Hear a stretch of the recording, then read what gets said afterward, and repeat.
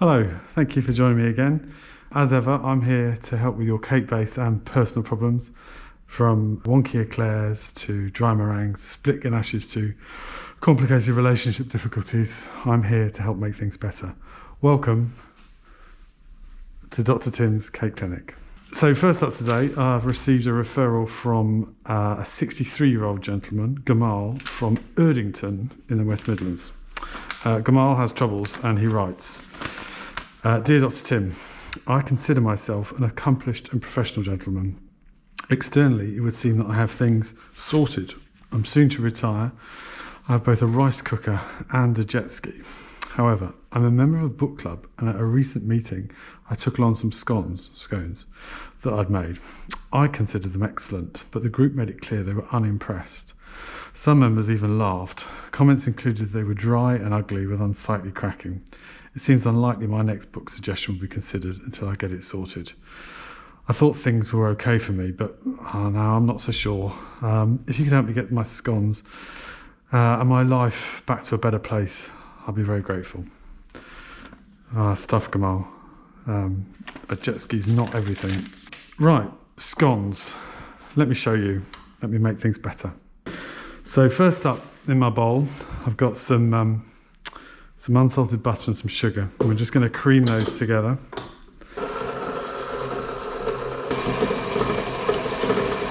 Then we've got some flour in here and some salt and quite a lot of baking powder. So we're just going to beat this together slowly till we get a nice kind of fine breadcrumb. Thank you for the reviews, by the way. We're up to 4.8. Very pleasing. Right, now I've got some milk, putting that in.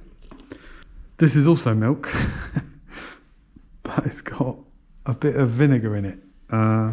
This is to replicate buttermilk. So this is, I wanted 65 grams of buttermilk for this recipe. So this is 60 grams of milk, whole milk, and then some white wine vinegar in it, 5 grams, just to kind of sour it. And it kind of makes it a bit lumpy, a bit thicker. And then we're just going to beat this again on a low speed. Now this is where there's lots of stuff about scones that say, don't over mix it and it'll get all the gluten, and it's not quite true, Gamal, if you're worried. There's so much baking powder in this that kind of aerates it to such a degree that whether how much you've mixed this doesn't really matter. Well, it does matter, obviously it matters, but you can keep mixing it till it comes together into a nice cohesive dough. So here's our scone dough.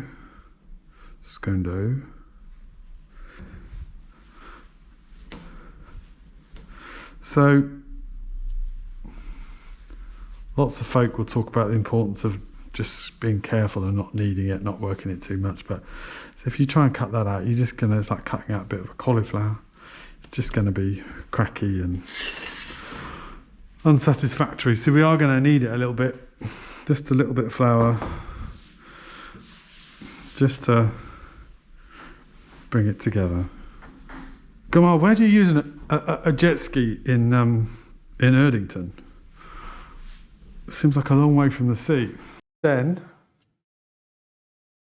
we're making this nice. We're making the effort with this. So we're going to roll it out nicely as well. With some guides just to set the depth to about 1 inch. At home, Lego is really good for this. Build a little Lego wall about 1 inch deep. So get your children's Harry Potter Lego, bash it up, and build a scone rolling template. Thanks, Dad. Where's Dumbledore's office? I don't know, but I've got a very good scone. I know this is not a faff. Gamal, looking at you in particular, make the effort. This is now going to go in the fridge for 4 hours. Hang in there, Gamal, we'll be back. So, while Gamal's scones chill down, I've got our follow-ups from last time. Just to say thank you for your letters. I really love getting them. This is James from the East Side, and he wrote, I was there, but I'm still losing my edge and the kids are still coming up from behind. Oh, I remember this, James. You were sort of You've got to be new. You have pressure to feel new all the time. Anyway, complicated. So, Dr. Tim, I'm thinking about putting Lao Gamal chili crisp in my cupcake frosting. Will that work? And will it make things better? James, that'll do, okay? It's all right. You're good enough. You put Lao Gamal in your cupcake frosting. I mean, the tesseract is going to collapse in on itself. The singularity is going to pop. Don't do it. There's no need. That'll do.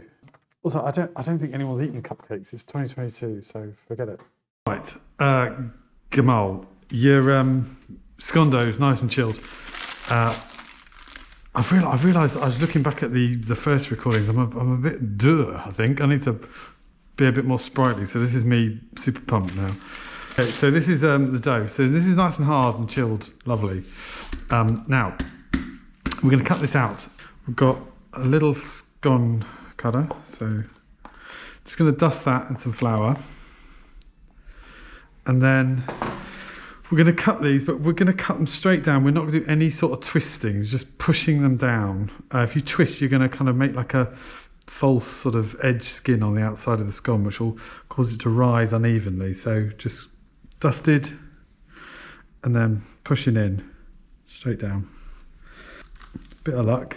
There you go. I'll just pop it out. And then you get this really nice sort of finish, really nice flat top, that really nice attractive edge. And then we've got some egg yolk and a pastry brush. And we're just going to brush the egg yolk to glaze the top of the scone. And this is going to help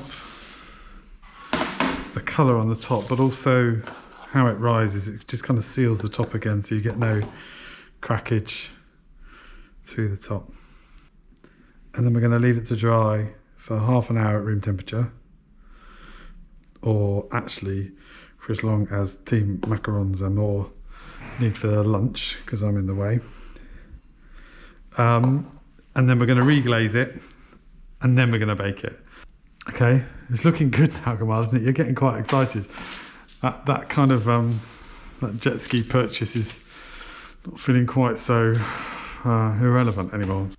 Right, Gamal, they're done. Are you ready? So they've had 2 glazes, 30 minutes apart, so an hour glazing in total. But this is what you get. Right, look at this. Bobbly dazzlers. But look at these little dainty things. So the egg gives them a really nice shiny top and really nice neat sides. Look at that. Your toes are tingling, aren't they, Gamal? Look, they're just lovely. And then should we open one up? Look, you ready? Like super light, delicious. So Gamal, I hope that's a nice step forward for you with your scones and your book club. Bobby Dazzlers, I hope you agree. If you run into any more problems, then just drop us a line within the next 6 months. It's fine for you just to re-refer yourself. But thank you, Gamal, and thank you for everyone who's been watching this today. If you do have your own problems you'd like me to have a look at, then cake or personal, then please drop me a line. But it's been lovely spending some time with you today, and I hope to hear from you if you're in trouble. You've been watching another episode of Dr. Tim Cake Clinic, 4.8 star, highly rated. This is difficult. I needed better clothes.